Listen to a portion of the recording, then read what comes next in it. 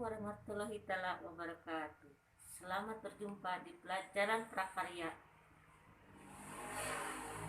yang diajarkan oleh Ibu Iis Nani Suwarni SPD. Alamat Ibu Jalan Cigarowong Nantigi, lurus terus, yang belok ke kiri ya, kalau belok ke kanan Desa Cikadu. Nah, terus pokoknya yang jalan mau karya wisata ke Pinus gitu ya. Nah, di sini sebelum memaparkan materi ya, prakarya itu dibagi 4 bab. Bab 1 kerajinan serat, kerajinan. Bab 2 rekayasa. Bab 3 budidaya, dan bab 4 pengolahan.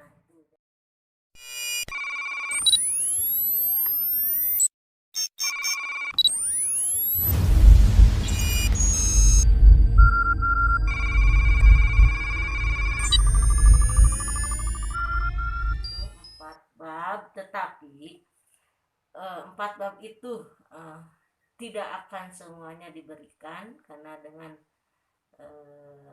terlalu banyak. Nah, akan semester 1 itu yang akan dibahas cuma bab 1 kerajinan serat alam, bab 2 kerajinan tekstil, dan terakhir budidaya tanaman sayuran. Sebelum menginjak ke materi, kalian itu harus tahu apa itu kerajinan ya. Kerajinan itu hasil karya ya. Hasil karya atau hasta karya yang dibentuk dari suatu keterampilan seseorang yang mengandalkan tangan dan juga pemikiran dari otak kanan dan otak kiri ya, yang lebih cemerlang. Dan kerajinan itu juga dapat diartikan sebagai keterampilan mengolah suatu bahan yang menjadi estetika, keindahan. Jadi kesimpulannya, kerajinan itu yang dibuat dengan kerajinan tangan yang manual, juga sekarang canggih ya, alat mesin-mesinnya lebih canggih kalau zaman sekarang. Nah itu jadi yang lebih indah-indah, seperti misalkan di rumah kalian ada ukiran-ukiran ya, atau bunga-bunga, pokoknya nah itu buatan manusia dengan terampil dan cerdas, kreatif membuat suatu kerajinan. Nah, kalian juga di pelajaran prakarya di sini mungkin kalian pasti kreatif belajar bersama-sama dengan ibu.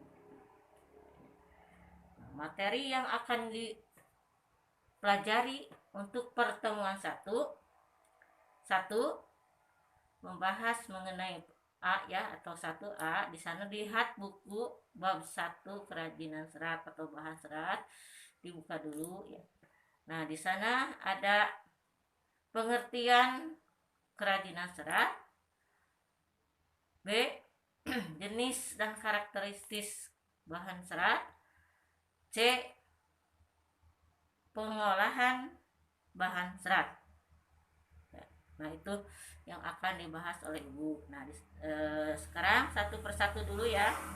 Pengertian dari bahan serat atau kerajinan serat itu suatu jenis bahan berupa potongan-potongan yang membentuk jaringan memanjang yang utuh. Nah, juga serat itu suatu material yang ada perbandingannya seperti matematika sama aja. Jadi ada ukuran panjang lebar itu, misalkan 1 sampai 1000 gitu. Istilah serat bisa diartikan dengan sayur-sayuran, buah-buahan, dan tekstil. Sayuran ya, misalkan kalian juga suka di rumah juga ada sayuran, misalkan tomat, lalapan ya, kangkung jagung disebut sayuran, buah-buahan juga sudah tahu, pisang, mangga dan sebagainya ya. Untuk mempersingkat, sekarang lanjut ke B, jenis dan karakteristik bahan serat. Nah, di sini fokus ke bahan dan tumbuhan juga hewan. Jadi yang difokuskan di ke bahannya itu dari tumbuhan dan hewan. Yang pertama, serat dari tumbuhan. Ini dibagi lagi menjadi 4 bagian. A, serat dari biji. Serat dari biji, misalkan contoh ya, ini bijinya, lihat dalam gambar juga ada, amati oleh kalian, dari kapuk dan kapas ya. Kapuk misalkan bisa dibuat dibuat bantal, kasur ya, itu termasuk. Nah, ini termasuk bisa pakai kapuk. Kapas, kalau kapas bisa dijadikan pencuci alat muka ini ya, ininya.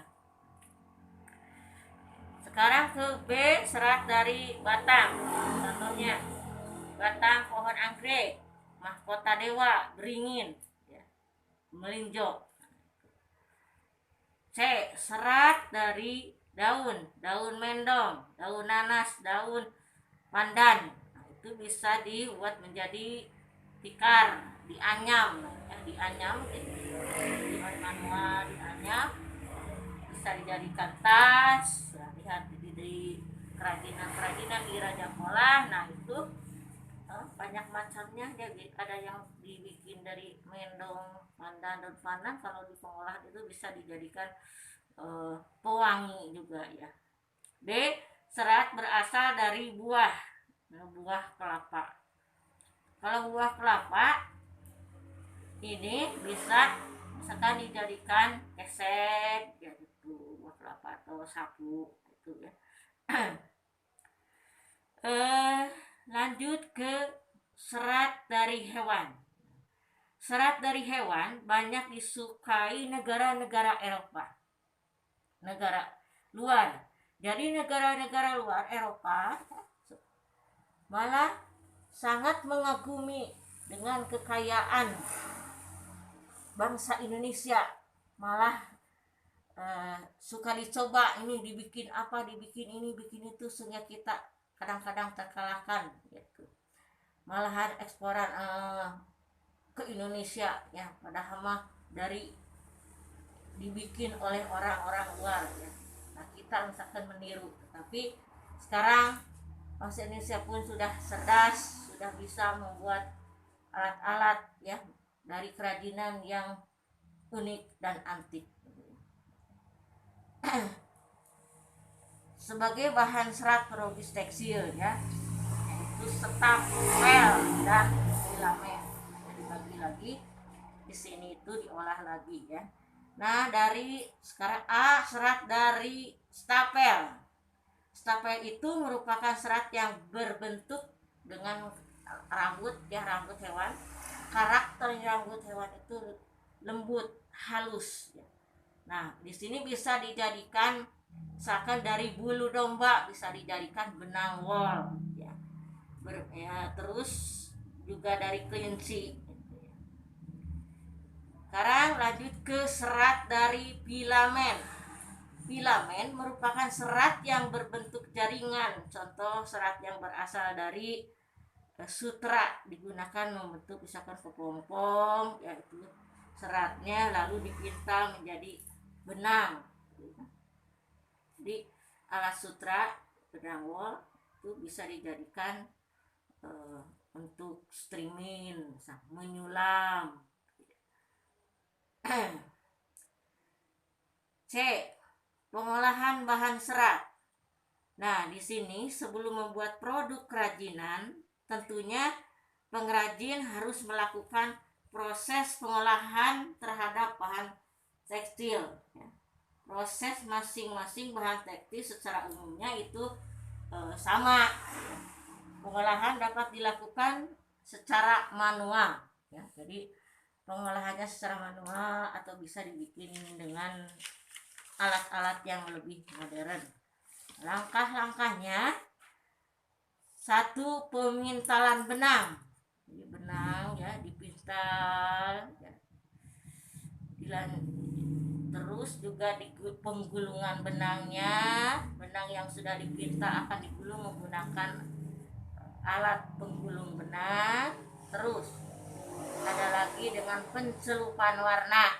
Nah, di sini di dalam pencelupan warna, contoh misalkan ya kalian punya kain putih dijadikan taplak meja, nah nanti bisa dicelup. Nah di sini juga di dalam pelajaran seni budaya ada ya celupan warna putih ya, jadi dicelup, nah santek. Nah kalau di prakarya juga boleh, bisa misalkan membuat bunga dari serat jagung ya, kulit jagung dari jagung. Nah jagung itu bisa diwarnai merah, hijau, misalkan ya, ungu. Nah itu bisa diwarnai juga oleh kalau laki-laki mah main layangan kan suka pakai ontan. Nah sama bisa ya pakai ontan juga untuk kerajinan serat dari jagung. Nah, nanti sesudah diwarnai dicelupkan, nanti dipanaskan di terik matahari gitu ya. Nanti kalian bisa dalam praktek ya, kalau dalam tugas praktek, nah nanti bisa dicoba ya. Juga penenunan benang menjadi kain. Setelah kering, benang dapat ditindaklanjuti dengan proses pemenuhan menjadi kain. Nah, benang yang telah jadi bahan baku dapat digunakan untuk membuat makrame. Nah, begitu ya. Nah, mungkin pertemuan satu cukup sekian, tetapi begini ya, ada dari ibu himbauan.